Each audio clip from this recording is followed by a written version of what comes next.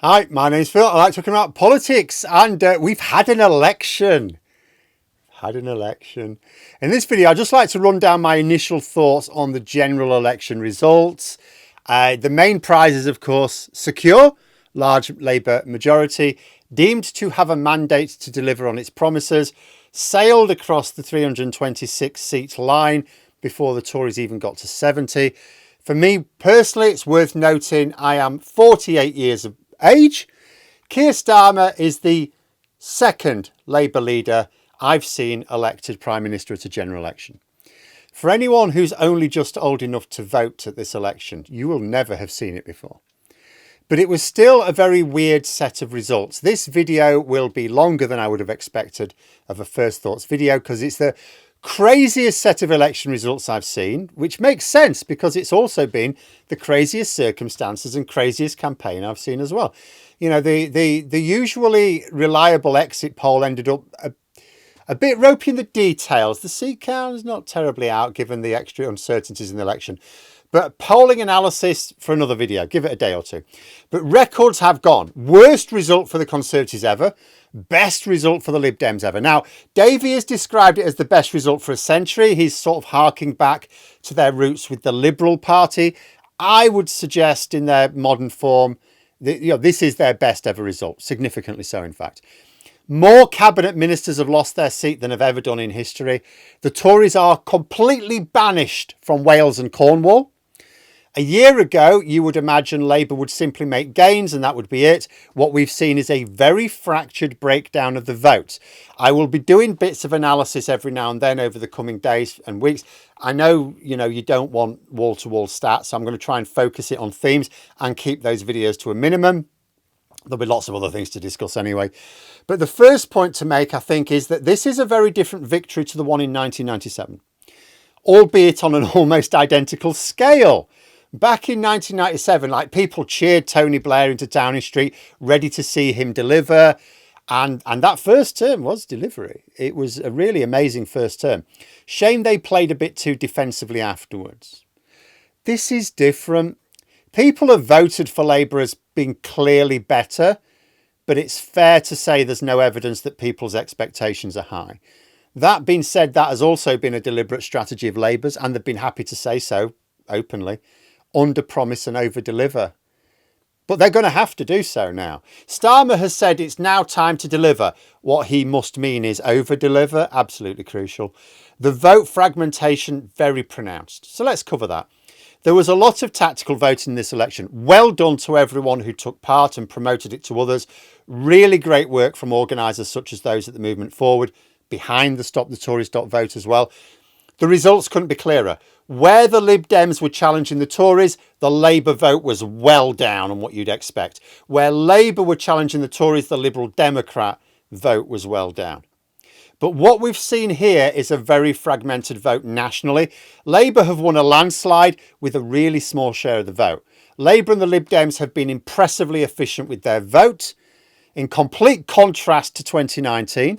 But also remember, tactical voting does that as well. Because the idea of tactical voting is to avoid wasting votes. So the fact that there has been so much Labour, between Labour and Lib Dem tactical voting, that explains the lower vote shares for each party compared to their seats. But in terms of the main results outside the big three, who are once again the big three, by the way, because they weren't after the last Parliament, Reform UK got a UKIP 2015 share of the vote, but they did get more seats. So not as many seats as projected. The exit poll came out, they'll have 13 seats. Nah, I'll explain why in an analysis video later. But they still got more than UKIP did.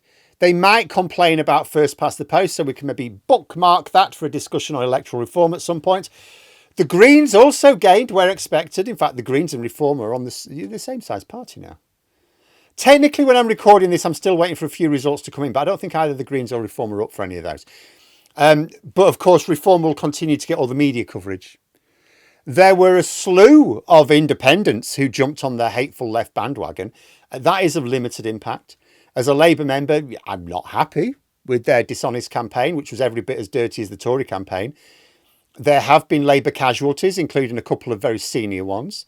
But people who've listened to me on the subject know I am all about the project, not the personalities. I'm very sorry to those who lost, but Labour won. Labour won a massive majority. That's my concern. That's my only concern after an election. Did Labour win enough seats to form the government? Yes, that's the objective. I'm quite hard-nosed about it. Sorry, politicians. Anything else is just different shades of what I want, not what I need. In terms of my priorities with these results, it's this. First priority, strong Labour government. Achieved. Second priority, Tories being beaten to third place. This was not achieved. And although the hate mob did help a couple of Tories win their seats, including Ian Duncan Smith, thanks for that, didn't come close to making the difference. Not worth bothering about. The Tories won more than enough seats to lead the opposition, so not an issue. My third priority is Reform UK. They're the real poison because they've already been getting on-demand media attention without any justification. But do you know what? They're now in Parliament, so they're gonna have that justification. They're probably going to be way worse. My fourth priority was the other hate monster, George Galloway. He lost. Bye-bye. And that's it. That's all I cared about. Jeremy Corbyn won his seat as a Labour member. Disappointing, but I have to say, if Labour wanted the seat that badly, why did they put up such an unsuitable candidate? You know, Corbyn will no doubt form a little caucus of the other independents. They will sit with the Tories chuntering about something or other. I'm not sure what they'll be calling for because everything they want is already Labour policy. But they can enjoy their seat on the gravy train. They don't derail Labour's plans to make things better, so are of no consequence to the parliamentary games to come. The SNP endured a torrid night, though they did nick Douglas Ross's seat, the outgoing Scottish Tory leader. He tried to chicken run to the safest seat his party had in Scotland, and the SNP grabbed it. I pissed myself laughing. Almost as much as when Liz Truss lost her seat. Now, you may remember, that's the thing. You may remember I picked her out as my top pick for Portillo moments, and she lost quite narrowly. Glorious. She can go and find those pork markets now. And although Ian Duncan Smith was saved by the Owen Jones project, as well as helping install a completely new Tory, plenty of big Tory names went: Coffey, Mordaunt, Shapps, Mercer, Jenkins, Fabricant, Keegan. As Jacob Rees-Mogg himself said, they were going down like 9 pins. He also went down, of course. In fact, for those of you who were particularly keen on seeing Moggy go down, I believe he was technically the seat which gave Labour the official majority. Gullis the Chimp went too. Brendan Clark-Smith. Oh, there were lots of notable Tories that we won't be sorry to see the back of. Jeremy Hunt did win his seat, though. That was the shock. He was odds-on favourite to lose. But in true Tory fashion, he'd abandoned the national campaign. Second most senior member of the government. No, couldn't be arsed campaigning around the country to help his fellow Tories. He hit the streets in his own constituency for the entire campaign, and it paid off for him. In terms of the leadership contenders, like Braverman and Badenoch, Jenrick, Lewis, Cleverly, they all won. Maybe we could add Hunt in there. Maybe he would rally some support for a last-ditch attempt by the One Nation Tories to take back their party. But I think it's probably more likely that the Tories turn more firmly to populism.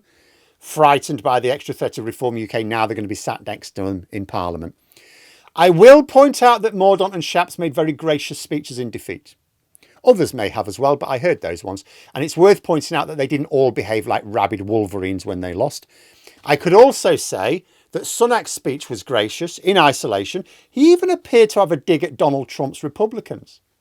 But he ran such a dirty campaign that he doesn't get any praise from me, simply for observing a bit of basic decency once the votes were already cast. But as I was discussing a few days ago, the way to deal with populists of all stripes is deliver for people. The hater's going to hate, you don't win them, but improve the lives of more reasonable people and they will behave reasonably and not jump on the populist bandwagon. Populists can't get enough support to actually determine the future direction of any country as long as you stop their life being shit. Lee Anderson, when he won, and by a hefty margin, said that he would be making Ashfield a leading voice in the direction of the country. No, he won't. His party has fewer MPs than the DUP did in the last Parliament, and what influence did the DUP have over the Tory government? The influence they had, which wasn't very much, only came about because of their MLA's collapse in Stormont, not their speeches in the House of Commons. Farage and his poisonous posse will probably be all over the media, but they will be roundly ignored in Parliament itself. The idea that 4 Reform MPs will be telling a Labour government what to do is as ridiculous as the new Independent caucus saying the same thing. And that is because Labour have the numbers they need to get to work now. I hope they work cross-party on lots of initiatives, at least reach out, but they don't need to pay any attention to unicorn chasers. The Green Party have as many MPs as Reform, and they're probably going to be more willing to use their time in Parliament sensibly. They will be more relevant in the Commons than Reform UK. It's a bit interesting in Northern Ireland as well. Sinn Féin sort of taken over as the largest party, only not because they obviously don't take up their seats.